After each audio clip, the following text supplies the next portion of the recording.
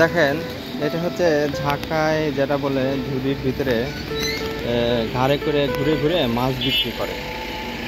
এইরকম ঢাকায় করে মাছ বিক্রি করা আমি আসলে কখনো দেখি নাই। কোন অঞ্চলে এরকম হয় কিনা আপনারা জানাবেন। এই ঘুরে ঘুরে গ্রামে এভাবে এই ঢাকায় মাছ আর হচ্ছে এইটাই মাছ দেখেন ঘুরে ঘুরে বিক্রি করা। আমরা দেখছি কসমেটিক আইটেম, অন্য জিনিস এভাবে বিক্রি করে, কিন্তু মাছ যে বিক্রি করে এভাবে ঢাকায়, এটা আমি এই প্রথম দেখলাম। তো আপনাদের কোন এলাকায় করে এটা বলবেন।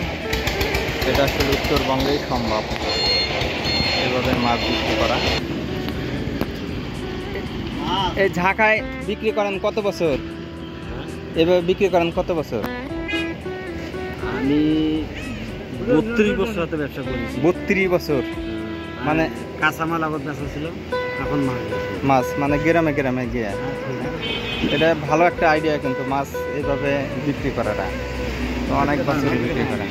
দেখেন এইটার না হাত দিয়েছে এটা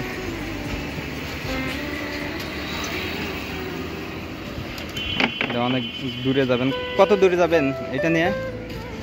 ফেরি করে যায় মহল্লায়, মহল্লায় ফেরি করে ঘুরে, তার জন্য সে অনেক দূরে যাবে, এই জন্য ভ্যানে করে নিয়ে যাচ্ছে।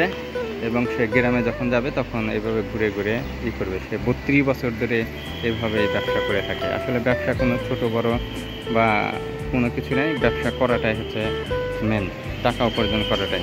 ধন্যবাদ।